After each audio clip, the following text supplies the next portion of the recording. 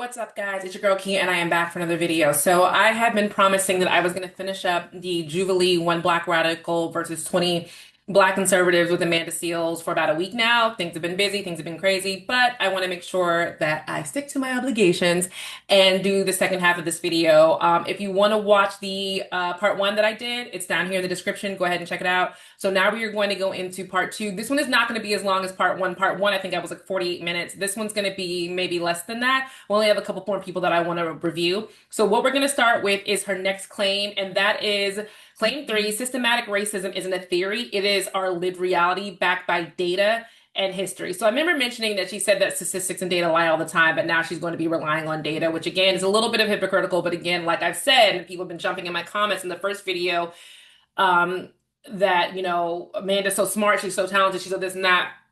I have said this multiple times. Amanda Seales is extremely smart. She's just not a good debater. It does not make her bad, stupid, awful, whatever. It just means she's not a good debater. And it's a really, really difficult art to be a good debater. One, listening, active listening. Some people take notes to refute claims. One of the people that I actually enjoy watching debate, and I know a lot of people don't like him, especially because he's in the red pill space, and that's Andrew Wilson. I think Andrew Wilson is a great person to debate. I think he's very, very smart. And Amanda Seales is just a smart. She's just not good at debating. So let's jump into, again, we're claim three: systematic racism isn't a theory. It's our lived reality backed by data and history. So let's go ahead and check out the first gentleman who will be sitting down. Let me make sure this is queued up.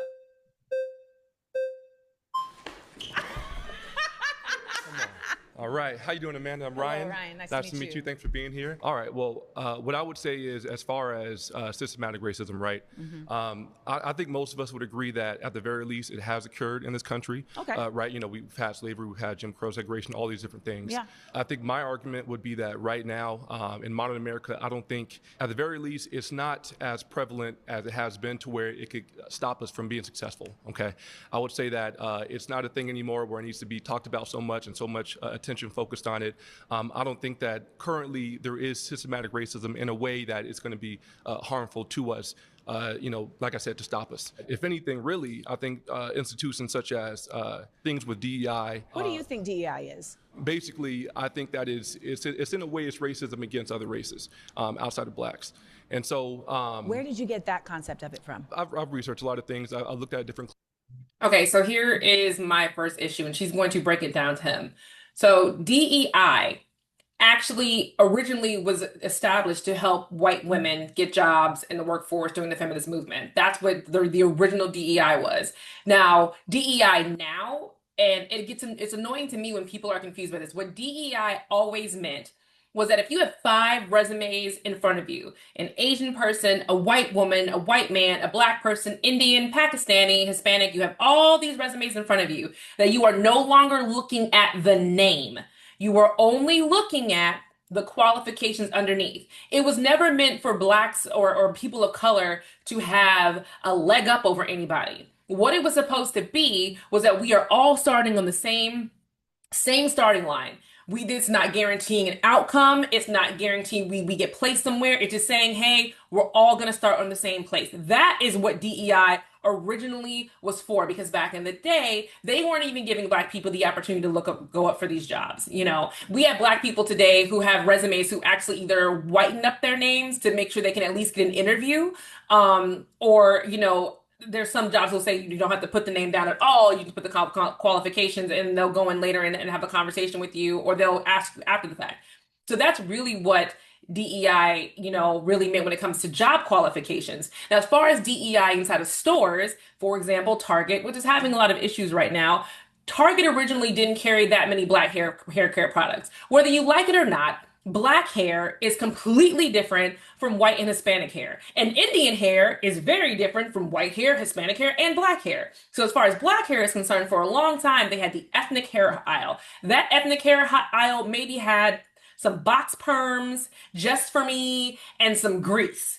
Those are the only products. So they started hiring black women, black people, to be over those kind of departments to bring black products in because they understood the products. They understood what they would need it for, what the customers would like, and how long those customers would be, how often they'd be coming back to get the products, like the shelf life for the products. They knew this. The same thing with bringing products that for black women in their menstruation. Our menstruation, it's the same process, but different things happen to our body and all that kind of stuff when it happens. It's just the fact. So are bringing in products that, again, black women who shop in the store will be eager to go, oh, they've got my brand here, like Honey Pot. So that is what DEI is. What it has morphed into the people thinking that if you are a black person, you automatically get to skip the line. I'm a black woman. I have never gotten to skip the line. For jobs, for anything, I've never gotten to skip the line. If anything, I have had to prove myself more to keep the job. I'm in the franchising space. I haven't been in space for a long time. I can tell you specifically, I had to sit on a phone call with a brand, I'll never say the brand, who actually said, we do not want black people or Jewish people or Middle Eastern people to become franchisees. Even if they had the money. Even if they had the money, were business minded, were ready, wanted to, they were going to say no. I was actually supposed to be this brand's account manager. And I was pregnant at the time too. And I got on the phone with my CEO right after I got off the call, and I was professional on the call.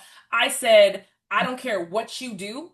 Doesn't matter to me, but I won't work with this brand. And I suggest you not keep it. And my CEO luckily got on the call and, said, we absolutely won't be doing business with you. And the guy was shocked. Like, what do you mean? Like, this just makes sense for our business. He's like, well, it doesn't make sense for mine, and dropped him like radioactive waste. So that is some of the things that black professionals have to deal with. And we deal with it. We keep it moving. So yeah, that's my little tangent about DEI, but it's just interesting that he had that mindset about it. So let's keep going. Steps from both sides of the argument, things like that. But basically my point is, I think that as far as systematic racism, I think that there's evidence from the other side in that there's different things that are pushing black people up in ways that are not fair, and different things like that. Because I think that we should be merit-based. I think that should always be merit-based. And where we're in, when there's jobs and different things like that, race should not be something that's considered. And so, I think that, let's say that there are ways right now where systematic racism is still alive. Again, it's not holding us back to a point where we can still be successful. We've seen so many examples, today in modern times where black Americans can, there's no opportunities that I have that a white person or that a white person has that I don't have. I believe that all opportunities. Are you sure about that? Can you actually say that? I would say that I have every opportunity in this country to be successful, to do what I want to do, and to stand on business that every other race has. Absolutely. And do you have the same support? Even if I don't have the same support, I can do what I got to do. Do you have the same support? I probably have more. I can have more support than others. Support? I have excellent community support. That's absolutely. Lucky for you. Sure. Yeah. Where did you grow up, in a lower income, middle income, high income community? It was middle income. Okay. Mm-hmm. Yeah. So again, I think that even those who grew up in very needy situations, right, they may not have been dealt a great hand of cards. But they still... They can still, I think it comes down to accountability. You can still play your hand and play your cards strategically in a way where you can still be successful, you can still do your thing, and you can wind up on top. And there's nothing stopping us from doing that. Would you say that low-income white people and low-income black people have the same ability to excel? I would say they have the same ability to excel. Okay, so I'm going to start countering from that point then. Sure. So ultimately, we know that our low-income communities are not given the same access to resources on a myriad of levels. They don't even have the same air quality, okay? We know that low-income communities in general are also going to be much more policed than other communities. We know that policing as it exists in the United States came from slave catching. So even the tradition of policing comes from protecting property, not protecting people, okay? So let's start there. When we talk about low-income, like the working class black people in this nation, we know that they have never been considered, ever, whether they were slaves or not. They just weren't considered. And we also know, as our brother Isaiah pointed out, that there are still people in very powerful positions that hold very personal positions as it relates to racism. And so in that way, they are impediments to someone moving forward. Okay. When we talk about DEI, the concept of DEI is not about lowering a standard. It's about widening the options. So we live in a nation that I feel like a lot of y'all are looking at the United States as a long history of something. We have a short history.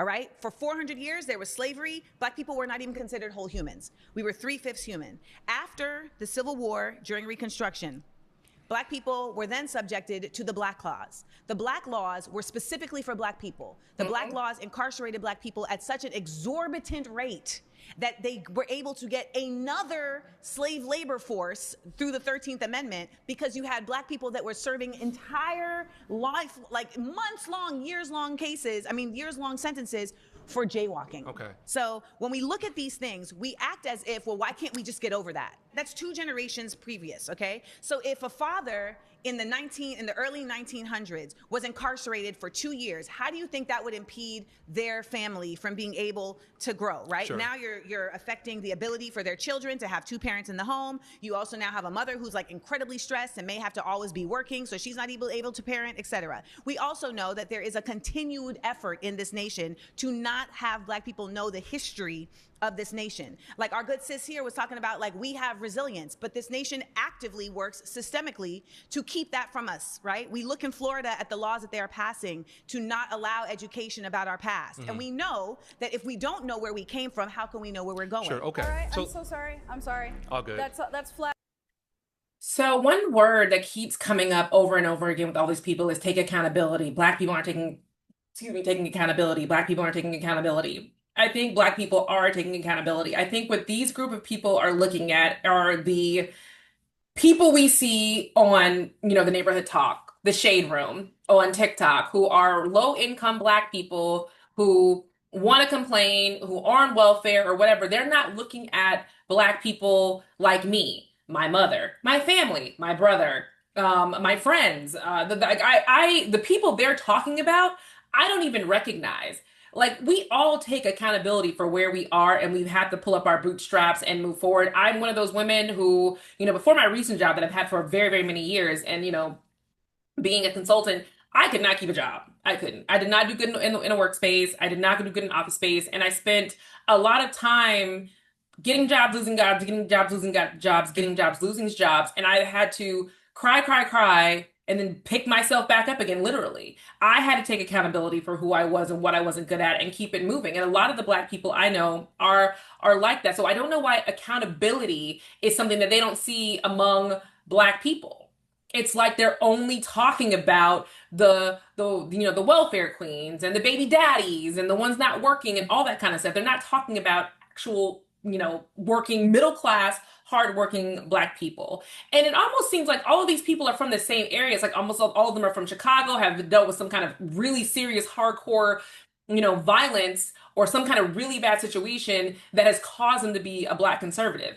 I did not have that trauma when I became a Black conservative. I kind of looked at where my position was, how I grew up. I went to an HBCU, very proud of going to an HBCU. I will scream it from the rooftops, but I kind of looked at different things and thought, well, this aligns more with who I am and who I want to be as a woman. And I've been conservative. I don't recognize what these people are. These people definitely seem like Trump supporters. Again, I mentioned it last time when he was talking about Kamala Harris not being, Black. Maybe she is, maybe she isn't. That's a bag of BS. And I hate when people bring that up, but let's just move on to our last person.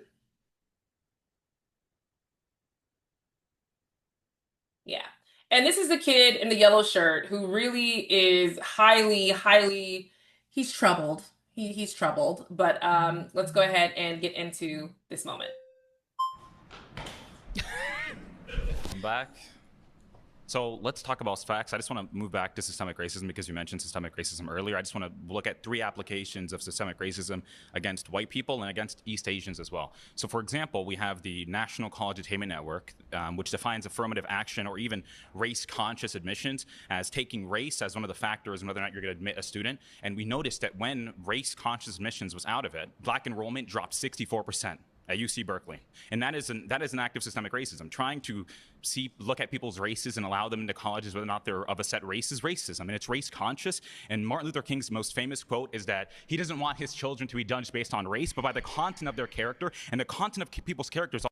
Okay, let me stop him right there. So with the UC Berkeley situation, when they stopped giving race-based not it's not race-based scholarship race-based admissions, what happened was is that they got rid of a lot of the scholarships that were targeted towards African Americans and people of color. So when they got rid of those scholarships based on the academic goals, those people couldn't go to the school.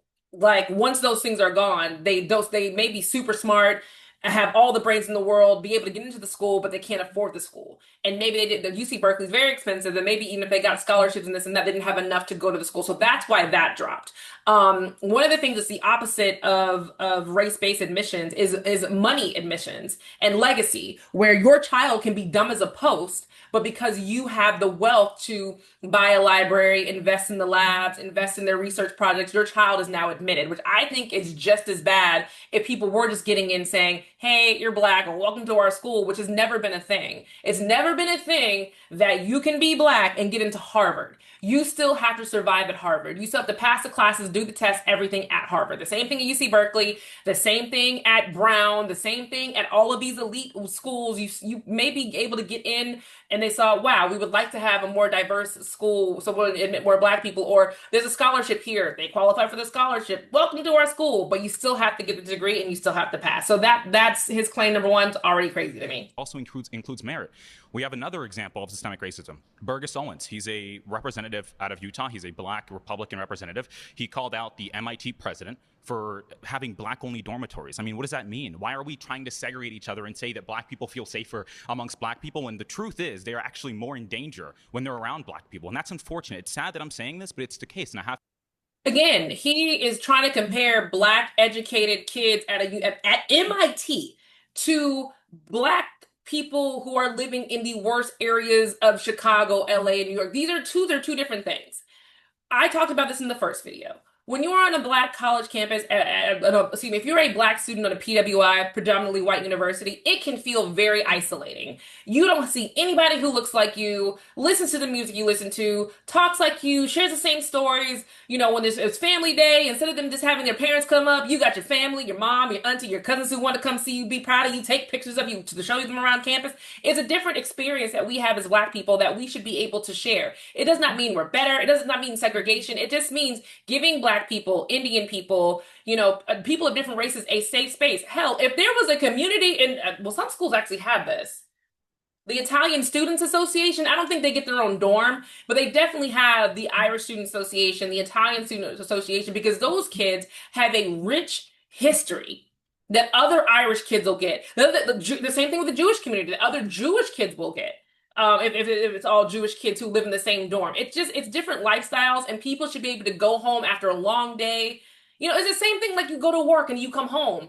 You're not going home to random people. You're going home to a place that's going to get you and love you. It's the same thing in the dorms. I bet you when you get out of class all day, you've been with everybody. Now you just want to go home, listen to music, talk about the reality show you all like, and chill in the lounge, and just to have a peaceful, relaxing night where everybody gets it. That makes sense to me. It's not segregation. It's giving a safe place. And he's trying to equate black violence to super smart kids. And it just he's really irking my nerves. I don't know if you can tell it. He's working my nerves. to say it because it's true, okay? Black people are killing each other at a vast, crazy rate. Black men rapping about it. It's savagery. It's barbaric. And we shouldn't be doing it as a people. We should try to get more Ben Carsons. Ben Carson's cousins were murdered when he was younger, but his mother came to him and gave him a book. I think this kid has a hard-on for Ben Carson. Why? Because he also mentioned Ben Carson earlier when he was up talking to Amanda. He really, really likes Ben Carson.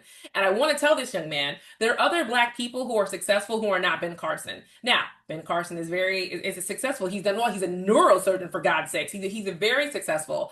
But there are a lot of black people who are successful, who have done well for themselves, who aren't rappers, who aren't entertainers.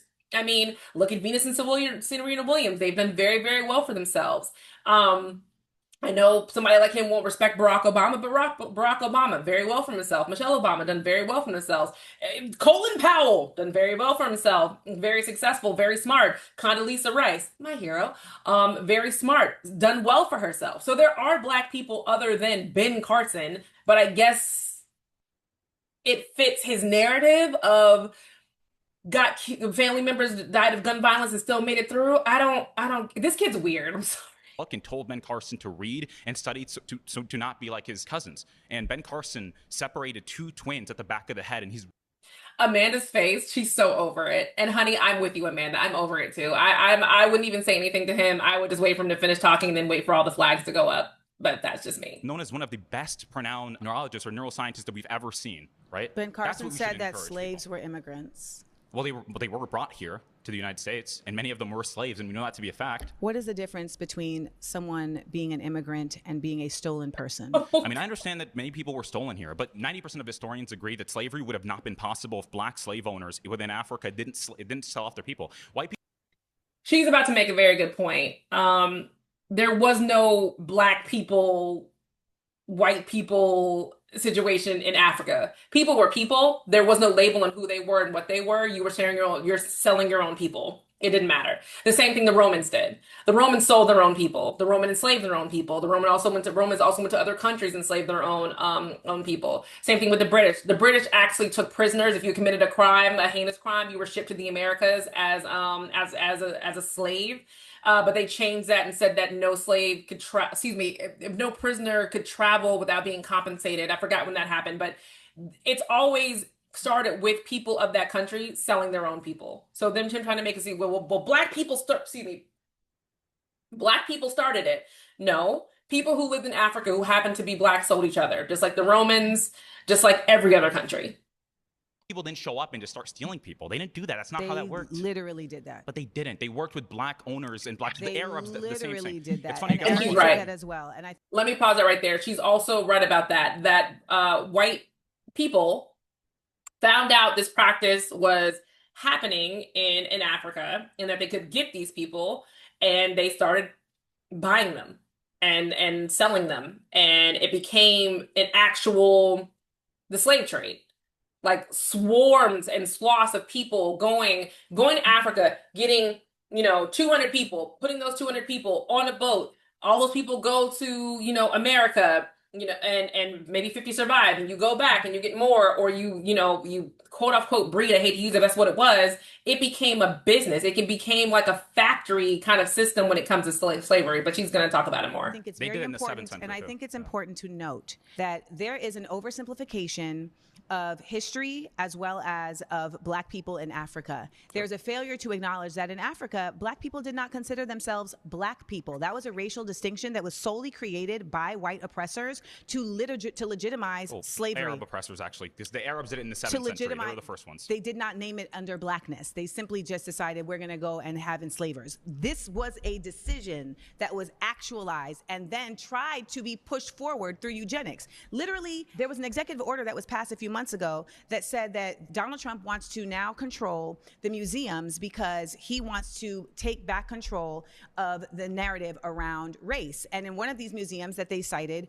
was that there was a display that speaks about race not as a biological thing, but as something that has just been created as a social construct. And he stated that that is an incorrect expression of race, that race is biological. But it is biological. Like let's look at our phenotypical traits, the nose differences, wow. the hair texture. It's a biological thing. Oh, Sure, there's baby. a It is social not, concept, but there's biological differences that exist. It's You're fine. very convicted in your You look lack different. of information People can look around different. these things. Race and ethnicity are two different things, okay? I'm talking about Ethnicity race. is where you're from. Race is literally something that was created to put people into categories of caste, to put people into categories of oppression. Race is not something that you are. Race is something that was bestowed and put That's upon you. racism, not race. Race is simply the race aggregation. is literally something that was created and put upon you. And I want you to listen to me as somebody who has studied this, who has a master's in African American Studies from the Institute for Research in African American Studies at Columbia University. I want you to understand very clearly that race is not something that is biological. There is literally Look at us. no. Look at the there is differences. There is many differences that are equated to ours that And has they're nothing not to do with biological? race. Melanin That has nothing to content do is with not race. biological at so all? if you have a black parent and you have a white parent, and now you come out looking white, how is that a biological But most- proof of most your of them- race? most of them There's come no out most of them. having Stop, curly hair. stop. There's no most of them. You do not Mixed have race. anything to You're prove mixed that. race too. So here, I can actually attest to what she's saying. My daughter Leela, which I talked about on her channel, is half Indian, half black. My daughter does not look black at all. She doesn't. You could send her down the street, and she does not look black. She looks 100% Indian. Her features, her hair, she does not have like a curly fro like you see with tight coils or That's her screaming right now. She didn't have that. She has very, very thick Indian wavy hair. Maybe if she happened to get dunked and get wet, you can tell that she may have a little bit of something in her. But when it is just regular, she looks like a regular Indian child. She is very fair skinned. She has a hairline like her grandmother. And her brother, who is also half Indian, half black, looks black. His hair, his facial features, his nose, everything looks black. His sister looks like she's a 100% Indian child. So I get what she's saying here. I am not mixed race. My mother is black and my father is black. Well, my father is also considered black, but he's very much has a lot of European DNA. And you know what I think? I think that you are at a phase of your learning where you are a contrarian. And I look forward to seeing your development because I have a feeling that you're actually going to flip the script eventually because you are somebody that definitely is grounded in wanting to learn facts and wanting to learn the truths of things. However, you're currently still stuck in an indoctrinated space that is tricking you into thinking that you are something that you are not. You are a black person who is literally having to receive the results of racism, but ultimately you are of an ethnicity that has thrived in spite of it. And that is where we really exist from. And that is where our resilience comes from in spite of systemic racism. I think our resilience is happening now. I think growing, understanding the real problems, not going out and trying to protest against, you guys don't ever do this. KTS, You Dre, guys don't ever do that. KTS, Who is Dre. you guys? Members of the black community that want to hold people accountable, especially black people. So There it is, Dre the was word shot 60 accountability times outside again. of Cook County, Chicago. How many BLM members came out? You earlier said BLM Stop is about referring police. to me as you guys. Okay, that's fine. So, for example, we had a really good example of this where it's not a police because I remember you Where said. are you from? Where am I from? What do you mean by that? Like, what state am I from? Where was I born? Where do you live right now? I live in Florida. I was born in Angola, though. I was born in sub-Saharan Africa. Okay. Where did you grow up for most of your time? In Maine. I lived in North America. In Maine. Yes. And what is the population of black people in the town that you're from? It's really extremely low, but I grew up around black people, and there was a black community where I lived. And that black community that you lived in, did they teach you about black history in the United States? I Like, learned black history. are your parents black American? Yeah, my mom is black. My father is black. No, I'm asking, were they born in the United No, States? because I wasn't born there. Oh, so you guys are all from Angola? Yes. But again, like I told you earlier, right?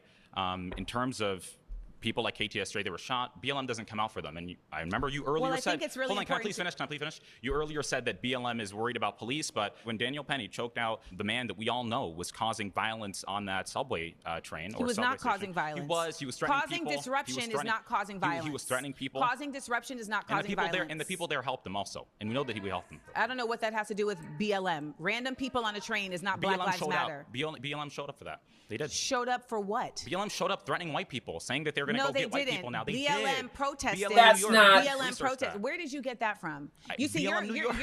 your sources are not. You're not able to But I have cite all your the sources. In New Please go York. sit down. Yeah, that's the truth. It's you not can the try to avoid truth. it. It's You can not try the to avoid truth. it. It's not the. Nothing you say is actually the truth. Nothing. You're not even American. You're not even a black American. As the daughter of an immigrant, it is imperative that black people from other places understand the disparate difference that they exist from black people in the United States. It is not the same. Period. And ultimately, the best effort that we can do as a diaspora is to lead in understanding, not in judgment. So when I am talking to somebody from Sudan, from the Congo, from Angola, I am listening to understand their experience, not to undermine it. And I refuse to allow anybody from Grenada, from Angola, from any other place to come and try to undermine the experience of Black Americans. And I'm just gonna end it right there. Like I said, that ending, she gave a lot of emotion, and I think she gave emotion towards the end because she was frustrated with Matt Nuclear. Matt Nuclear is a one-off of a person. He's bringing up the whole Daniel Penny situation with that whole situation on the subway train, where the gentleman was yelling at people, cussing at people, being aggressive, and ended up getting choked out and died. And Daniel Penny was found not guilty. One thing I do appreciate about Daniel Penny is that he's not done a whole bunch of interviews. He's not on social media bragging about what he did. He's had some kind of humility about it, which I do appreciate because, we've seen others like the Rittenhouse kid who went on a whole tour for whatever reason. But anyway, he's bringing up these extreme examples and saying, Black Lives Matter showed up to talk about white people and to attack white people, and King Von is killing black people, and we are supporting this and this and that. His his reasonings are so extreme. And it does make me concerned, especially for a kid who grew up sheltered in Maine and came from Angola. You don't know what the Black experience is, baby. You have no idea what the Black experience is. I am blessed and proud that I got a wide variety of the Black experience. And I'm just gonna go into my Black experience a little bit before I wrap this video up. I grew up in the south side of St. Petersburg. I had my mother and father in the home until my parents got divorced. Then it was just me and my mom and my brother. So I got that single mom, life, whatever. Then my mom, I had to get my hair braided every 6 weeks. So my mom sent me to the hood with my cousin, with my Auntie Debbie. I love Auntie Debbie so much, who braided my hair. My two cousins, both in the drug game. One of them is still in prison so right now. My uncle, who was in and out of jail, we're all in and out of that house. So I got that experience. My other cousin during the summers, again, running around the hood, riding bikes, playing around, getting in trouble, all that kind of stuff. I got that experience. Summer camp. I went to an all-white high school, but on the basketball team, everybody was all Black on the basketball team. So I had that experience. Then I went to an HBCU. My parents were very excited about me going to an HBCU. I got the full-on Black experience from top to bottom, and still became a Black conservative. Didn't become Greek because it just didn't work out for me. And then I became an adult and was in and out of the world and doing different things and just being a grown adult. And now as a full grown adult, I have Black friends, I have white friends, but I lean on my Black friends more because they get things a little bit more. But I'm also married to an Indian man. I couldn't be more of a well-rounded human if you wanted me to. Like, I've had the Black experience and it's made me who I am today, and that's not a bad thing. So I hope Matt Nuclear gets the chance to become a well-rounded person with the full-on Black experience. So this is part two. This is the video. I'm glad I got to finish it. Like I said, Amanda Seales, super smart. She did a really good job. She didn't hold her composure as much as I would have hoped she would have, but she did a really good job. And I can't wait to see what their next 1 versus 20 is. I might go back and check out a few other ones that I think I might find interesting, but this one was really good. So drop in the comments, let me know your thoughts, and I will see you guys in the next video. Bye, guys.